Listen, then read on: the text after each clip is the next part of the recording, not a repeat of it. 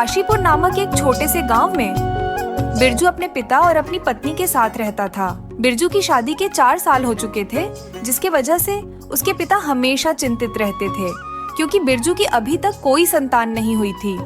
बिरजू बहुत ही गरीब था और वह एक किसान है जो खेती बाड़ी करके अपना जीवन यापन करते थे। एक दिन जब वह अपने खेत पर जाने के लिए निकल रहा था, तब गीता ने बोली, आजकल आपने खाना भी नहीं खाया और पूरे दिन खेत में काम किए हैं, और आज भी देखिए ना खाने का एक दाना भी घर में नहीं है। पिताजी भी सुबह से कुछ नहीं खाए हैं। आखिर ऐसा कब तक चलेगा जी? भगवान पर भरोसा रखो गीता, आज मैं खाने का इंतजाम कैसे भी कर लूंगा। अच्छा ठीक है गीता, तुम पिताजी का ख्याल रखना, मैं जा रहा हूँ खेत पर। इतना कहकर बिरजू अपने खेत की ओर निकल पड़ा। फिर रास्ते में उसे एक बहुत बुजुर्ग महिला मिलती है। उसको देखकर ऐसा लगता है कि जैसे उसकी उम्र 150 वर्ष से अधिक है। उसको देखकर ऐसा प्रतीत होता है कि वह बहुत ही बुद्धिमान और ज्ञानी है। और वह बुजुर्ग महिला बिरजू से कहती है, अरे बेटा, मेरे ऊपर दया करो, मैं बहुत दिन से भूखी हूँ, मुझे कुछ खाने के लिए दे दो। मैं 2 दिनों से कुछ नहीं खाई हूँ, मुझे कुछ खाने के लिए दे दो। भगवान तुम्हारी भला करेगा बेटा। अरे अम्मा, आपको देने के लिए तो मेरे पास इस पानी के सिवा कुछ भी नहीं है। मैं भी 2 दिन से कुछ नहीं खाया है। अगर आप मेरी पानी पीकर अपना भूख मिटा सको तो लो अम्मा, आप मेरा पानी पी लो। बिरजू उस बुजुर्ग महिला को पानी दे देता है। फिर वह बुजुर्ग महिला पानी पीकर अपना भूख मिटा लेती है और बोलती है, बेटा, तूने मेरी इस बुरे समय में सहायता की, तूने अपनी हिस्से की पानी मुझे दी। मैं तुम्हारी किस प्रकार सहायता करूं बेटा? अम्मा, मेरी कोई संतान नहीं है। कृपया आप मेरे लिए ईश्वर से प्रार्थना करें कि ईश्वर मुझे संतान का आशीर्वाद दे। मैं लंबे समय से संतान की प्रतीक्षा कर रहा हूँ, लेकिन मुझे आपकी दुआ से आशा है। ईश्वर मेरी प्रार्थना जल्दी सुने और तुमको संतान का सुख प्रदान करे मेरे लाल। बुजुर्ग महिला ये कहकर चली जाती है। कुछ महीनों तक चलता रहता है और फिर एक दिन ऐसा होता है कि गीता के 2 बच्चे होते हैं। पिताजी, मैं जा रहा हूँ खेत पर। आप बच्चों को और गीता का ख्याल रखना और आप भी टाइम से दवा खा लेना। ठीक है बेटा, मैं इनकी देखभाल कर लूंगा। तुम शाम होने से पहले ही घर आ जाना। अच्छा तो ठीक है पिताजी, अब मैं जा रहा हूँ। फिर बिरजू घर से अपने खेत की ओर निकल जाता है और रास्ते में अपने खेत के बारे में सोचने लगता है। अब मैं खूब सारा मेहनत करूंगा, खेतों में अपने और बहुत सारा फसल उग जाऊंगा, जिससे मेरे बच्चे पढ़ लिख कर IAS ऑफिसर और सरकारी नौकरी करेंगे और हमारे नाम रोशन करेंगे। अब बिरजू पूरे दिन काम करने के बाद शाम के समय अपने घर की ओर चल देता है और जब घर पहुंचता है तब उसकी पत्नी बोलती है, अजी क्या हुआ आपको? आपकी तबीयत सही नहीं है क्या? काम से आते ही बिस्तर पर लेट गए। गीता, मेरी सेहत कुछ दिनों से ठीक नहीं है। डॉक्टर भी कह चुके हैं कि अब मेरी हालत में कोई सुधार की उम्मीद नहीं है। मुझे लगता है कि मेरा समय आ गया है। मेरी आखिरी ख्वाहिश यही है कि तुम इन बच्चों का अच्छे से ध्यान रखना। इन्हें कभी भी अपने प्यार और देखभाल से वंचित मत करना। अब यह पूरी तरह से तुम्हारी जिम्मेदारी है। गीता, मुझे विश्वास है कि तुम अपनी जिम्मेदारी अच्छे से निभाओगी। अजी आपने इतना सब कुछ सहा है, मुझे पता है कि यह बहुत कठिन समय है, लेकिन मैं तुम्हारी बातों को दिल से मानूंगी। मैं अपने बच्चों की हर जरूरत का ध्यान रखूंगी, उन्हें प्यार और सुरक्षा दूंगी। जैसा तुम चाहते हो, उनकी हर खुशी और दुख में मैं हमेशा उनके साथ रहूंगी। मुझे सुकून है कि तुम ऐसी समझदार और ममता भरी माँ हो। अब मुझे शांति मिलती है यह सोचकर कि मैं जा रहा हूँ, लेकिन मेरे बच्चों के पास तुम्हारा प्यार और सुरक्षा है। आहो, आपने पूरी जिंदगी उनकी अच्छी सी सेवा और देखभाल की है। मैं भी तुम्हारी तरह उनकी खुशियों की रक्षा करूंगी और उनकी परिवारिश और अच्छे संस्कारों के साथ करूंगी।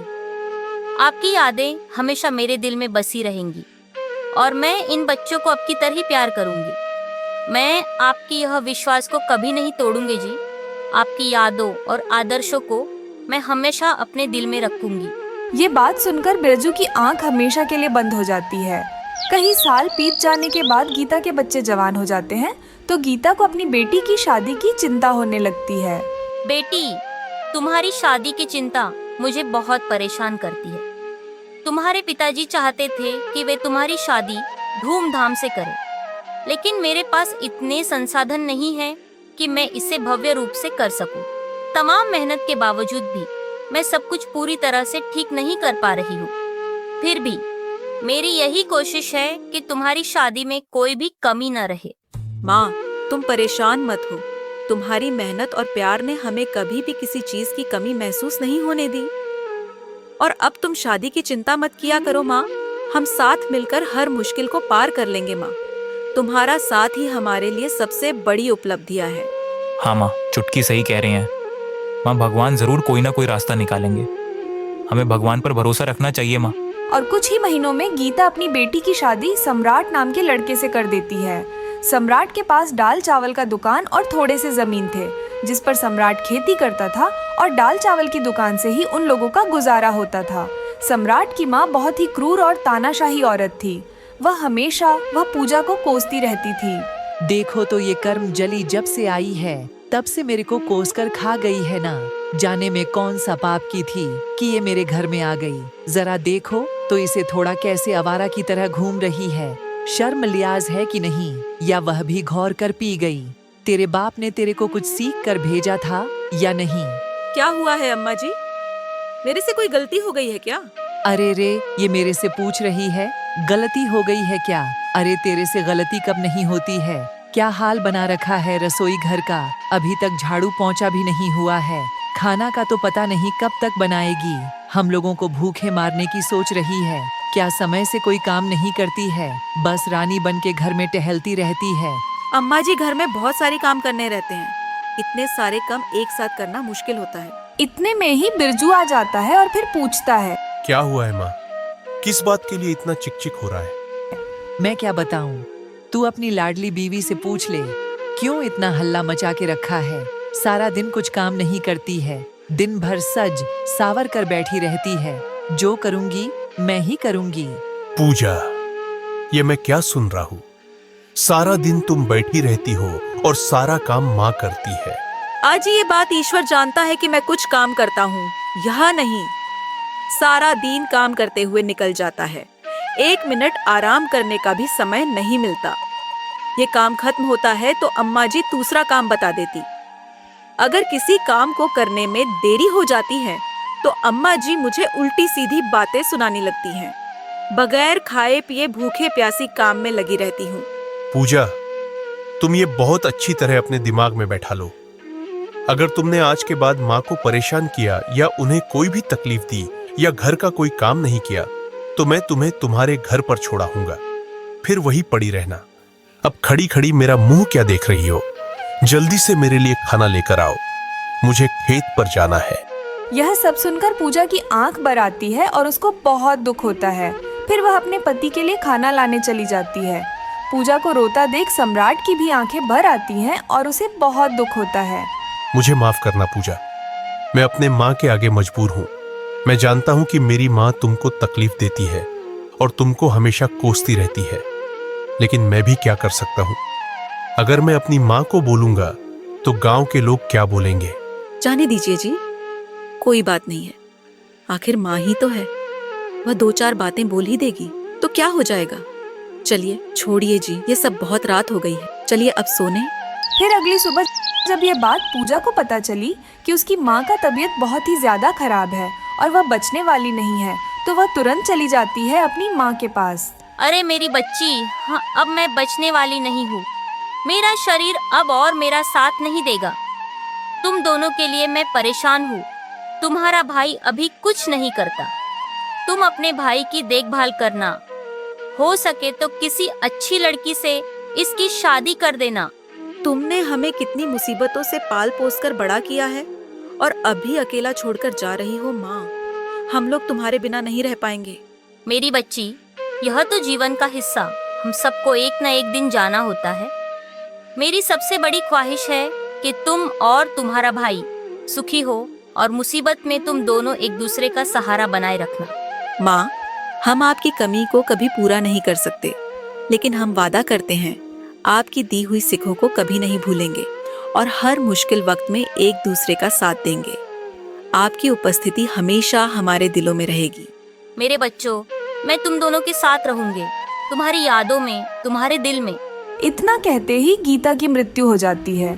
कुछ दिनों के बाद पूजा के ससुराल जाने का टाइम आ जाता है। फिर पूजा सोचती है, आशीष घर में अकेला कैसे रहेगा? पता नहीं वह अकेले अपना ख्याल रख पाएगा भी या नहीं। कैसे खाना बनाएगा? समय से खाना खाएगा भी या नहीं? उसे मेरे बिना सब कुछ संभाल पाना बहुत मुश्किल हो जाएगा।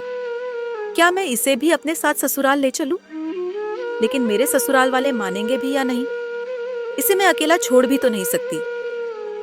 एक बार घर वालों से बात करके देखती हूँ, क्या पता वो लोग मान जाए इसकी। जब तक शादी नहीं होती तब तक यह मेरे पास ही रहे तो अच्छा है। और अगले ही दिन मालती अपने ससुराल जाती है और अपने पति से बोलती है, अजी देखिए ना, मैं सोच रही थी कि अपने भाई आशीष को यहीं बुला लेती हूँ। वह अकेला कैसे रहेगा? मुझे उसकी बहुत चिंता हो रही है। कुछ ही दिनों में उसका विवाह हो जाएगा तो वह यहाँ से चला जाएगा। सम्राट की माँ सोचती है इसके भाई को यहाँ रखने में कोई परेशानी नहीं होगी, 2 रोटी खाएगा और पूरे दिन काम करेगा। अगर तुम चाहती हो कि आशीष हमारे घर में रहे तो उसे चावल डाल के दुकान पर रहना होगा और सारा काम करना होगा और खेतों की देखभाल भी करनी पड़ेगी। उसके बदले हम उसे 2 वक्त का खाना दे दिया करेंगे। बेचारी पूजा को अपनी सास की यह बात सुनकर बहुत दुख होता है, लेकिन वह कर भी क्या सकती थी। और उसका पति यह सारी बात चुपचाप बैठा सुनता रहता है, अपने मुंह से एक शब्द भी नहीं निकलता। ठीक है अम्मा जी, मैं आपकी शर्त को मान लेती हूँ।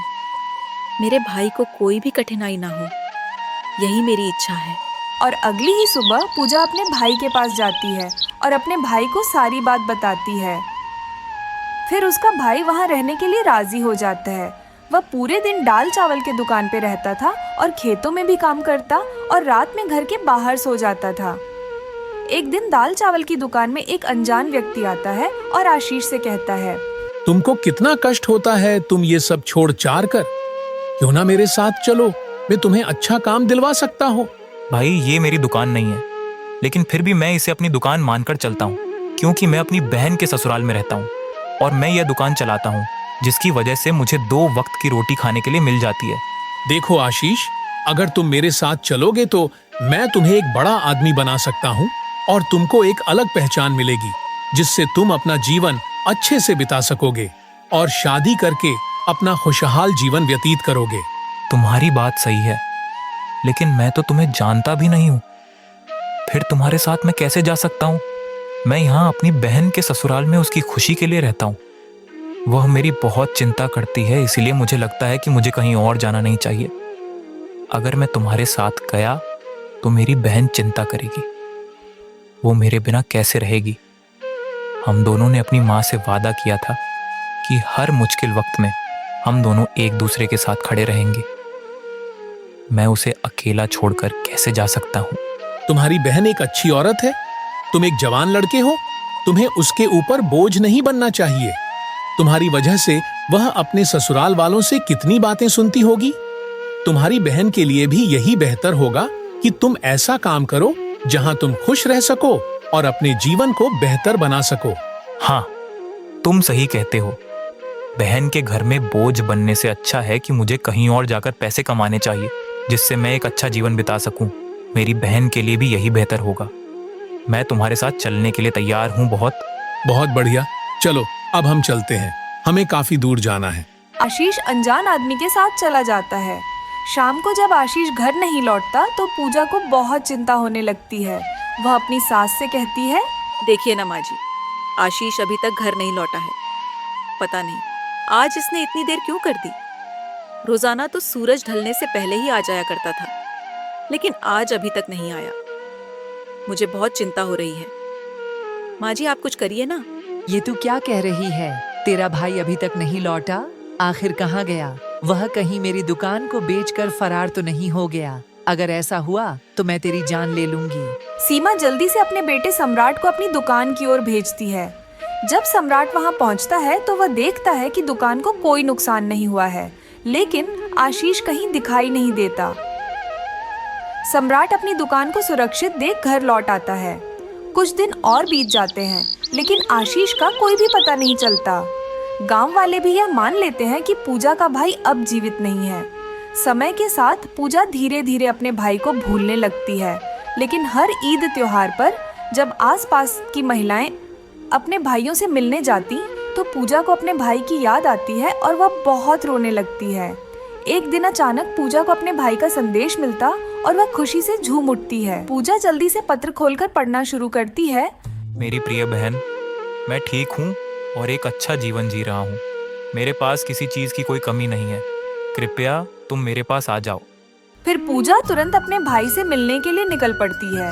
अपने भाई की धन दौलत देखकर पूजा हैरान रह जाती है। दीदी, तुम आ गई। मुझे लगा था कि मेरा पत्र आपके पास नहीं गया है। मैं तुम्हारे बिना यहाँ तक कभी नहीं पहुँचता। ये सारे धन दौलत तुम्हारे हैं।